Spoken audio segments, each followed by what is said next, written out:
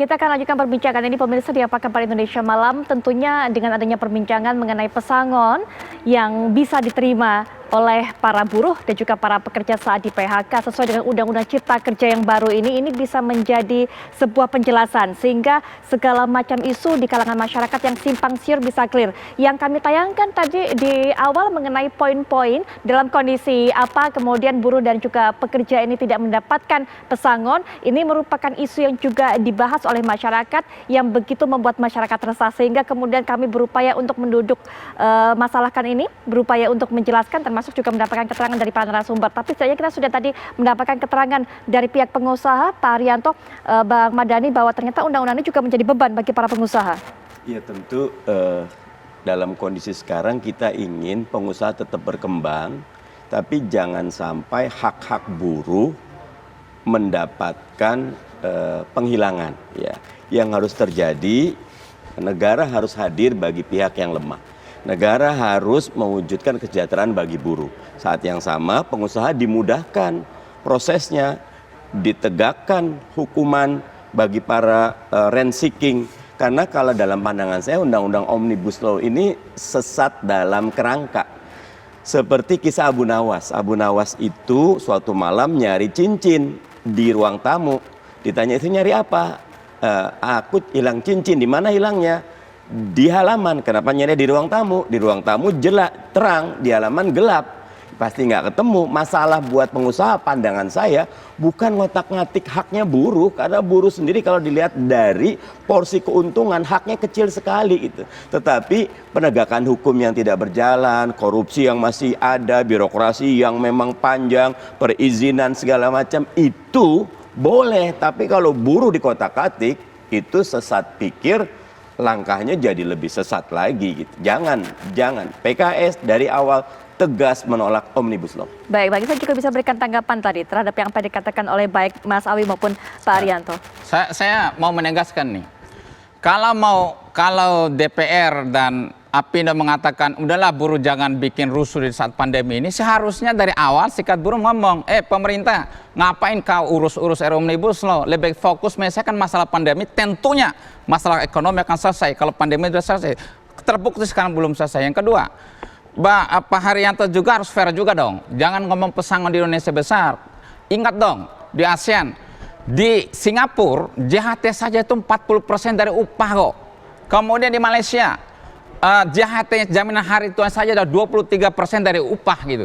Belum lagi upah Indonesia itu masih jauh lebih rendah, bahkan hanya lebih baik daripada Laos dan Kamboja gitu. Ini pun masih diotak-atik. Kemudian yang berikutnya lagi adalah, yang saya maksudkan tadi adalah kalau status pekerja udah kontrak dan outsourcing, maka tidak akan mungkin mereka mendapat hak jaminan pensiun. Karena pensiun itu didapatkan ketika mereka masa pensiun 55 tahun.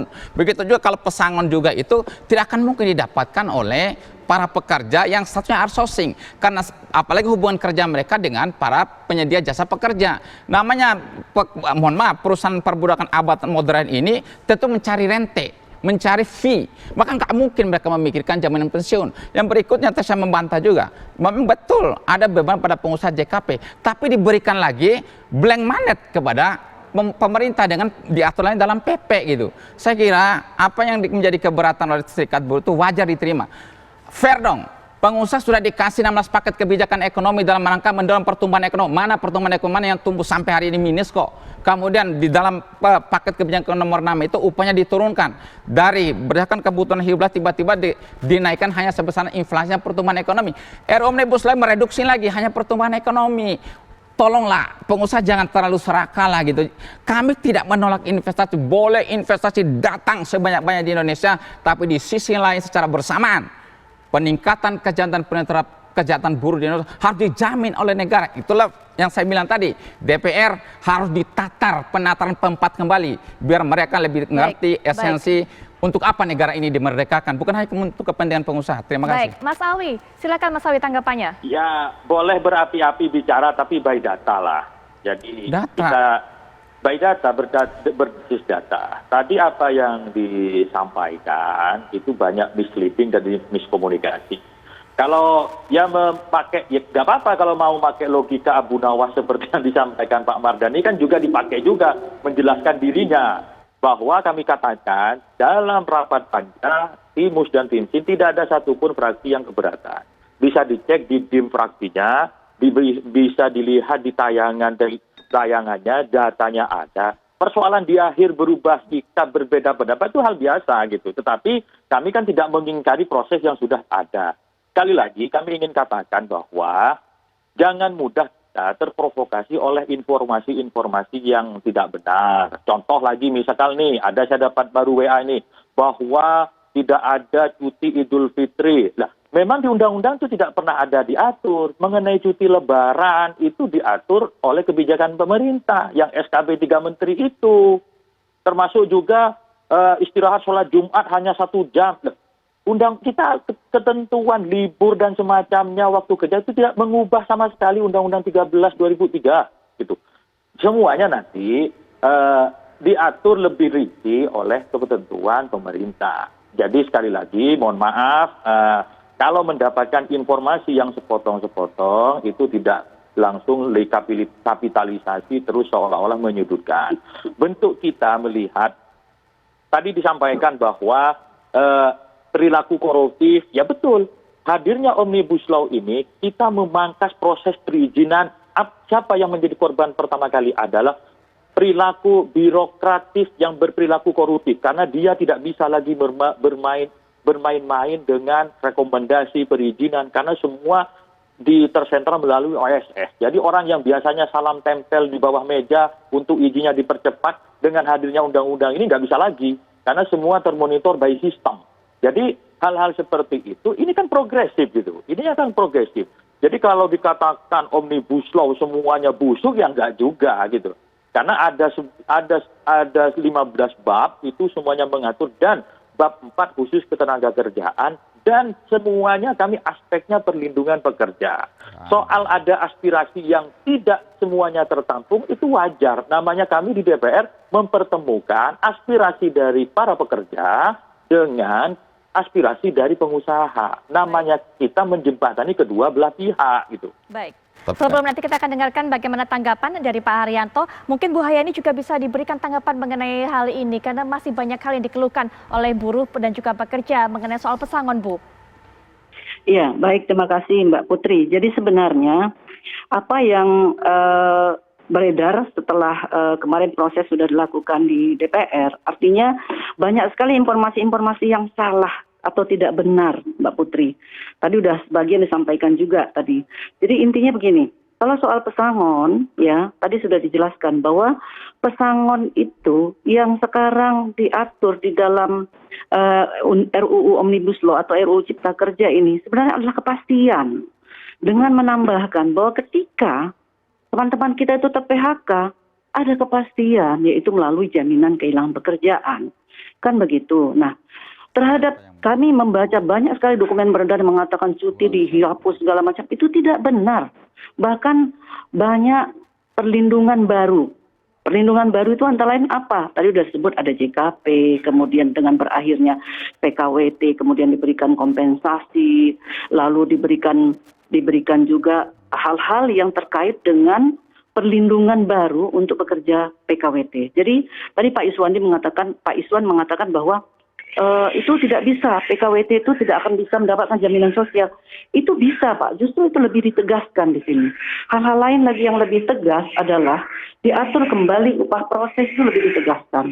Nah selain itu kami mohon tolong sekali dari pemerintah, ini memikirkan pekerjaan-pekerjaan yang selama ini tidak bisa dikerjakan dalam waktu 7 jam satu hari atau 8 jam satu hari. Nah ini kita harus melihat bahwa ada tingkat partisipasi angkatan kerja yang rendah. Itu harus kita pikirkan. Yaitu siapa? Yaitu kaum ibu-ibu, para pekerja perempuan yang seharusnya terlindungi, ini tidak terlindungi selama ini. Nah itu harus kita pikirkan untuk meningkatkan meningkatkan partisipasi angkatan kerja pada elemen tertentu atau komunitas tertentu, itu harus kita pikirkan. Jadi sebenarnya tidak benar bahwa dikatakan tidak ada upah minimum kabupaten kota dihapus. Ada upah minimum kabupaten kota. Jadi seperti itu. Banyak hal-hal yang saya lihat juga beberapa hari ini berkembang informasi yang tidak benar. Baik Bu Hayani, baik kita sudah dapatkan poinnya. Pak Haryanto mungkin penutup singkat Pak. Ya, saya kira kita kembali kepada tujuan utama Omnibus Law adalah bagaimana supaya investasi ini segera datang ke Indonesia dan menyerap jutaan pekerja, terutama di padat karya sehingga rakyat kita bekerja. Dan saya kira yang kita harus lakukan sekarang adalah segera menyelesaikan peraturan pemerintah dan juga peraturan menteri yang terutama di bidang ketenagakerjaan supaya semuanya jelas. Karena kalau di undang-undang ini kan hanya poin-poin utamanya yang terungkap. Tapi sekali lagi dalam hal ini murni adalah tanggung jawab daripada bagaimana pemerintah itu ingin memberikan kesempatan kerja yang seluas-luasnya pada pengangguran kita yang makin tinggi sekarang. Apalagi di 10 tahun lagi itu puncak demografi. Jadi menurut saya ini bukan masalah pengusaha serakah, Bung Iswan ya. Saya kira ini RUU ini sebetulnya yang dipermasalahkan adalah satu saja, yaitu pesangon itu diturunkan dari 32 ke 25. Itu saja yang diturunkan. Sebetulnya yang lain tidak ada yang berubah. Pengusaha juga sekarang merubah apa? Pak Haryanto baca dulu, udah baca apa belum? Mempunyai tanggung jawab. Udah baca apa belum? Meningkatkan itu. Baik Pak Haryanto, mungkin singkat saja dari Bang Iswan. Jadi gini. Singkat saja Bang. Singkat saja, kalau menurut saya lebih baik RUU Omnibus dicabut. Itu tidak menyelesaikan masalah. Permasalahan mendasar pertumbuhan ekonomi kita adalah daya beli. Baik. Perubahan RUU Omnibus justru akan menghajar daya beli, gitu kan? Itu intinya, kata kuncinya. Jangan ganggu daya beli. Kan upah diturunin, pesangon jadi diadakan, itu menurunkan daya beli para pekerja itu. Bang Dhani mungkin terakhir penutup Bang. Pak Jokowi segera keluarkan Perpu saja, biar masyarakat bisa kembali tenang. Baik. Dan tentunya keterbatasan waktu ini juga yang membatasi. Satu Putri. Ya, singkat Mas Awi. Jadi upah existing itu tidak turun, ya. Jadi UMK itu masih ada, UMP masih ada, meskipun UMSK itu tidak ada, tetapi upah yang didapatkan para pekerja hari ini tidak berkurang. Itu tidak didapatkan. Kagak bisa Pak, saya harus bantah nih. Manusia itu nggak hidup 100 tahun Pak, mereka pensiun diganti angkatan kerja yang baru Pak. Bang Hilang Iswan, itu. Mas Awi, sayangnya para narasumber waktu juga yang membatasi perbincangan kita, tapi yang pasti kita harapkan dengan adanya diskusi ini, perbincangan ini, segala hal yang kemudian dipertanyakan oleh masyarakat setidaknya mendapatkan penjelasan dan juga menjadi clear. Sekali lagi terima kasih untuk para narasumber sudah bergabung. Mas Awi terima kasih, kemudian Bu Dirjen terima kasih, Pak Haryanto juga terima kasih, Pak Mardhani terima kasih waktunya, Bang Iswan terima kasih tentunya. Dan perbincangan ini sekaligus juga menutup jumpa kita di Apa Kabar Indonesia malam kali ini. Kami akan kembali esok 18.30 waktu Indonesia Barat. Jangan sampai Anda lewatkan. Sesaat lagi Anda bisa menyaksikan Indonesia Liars Club. Saya Putri Viola pamit. Selamat malam. Sampai jumpa.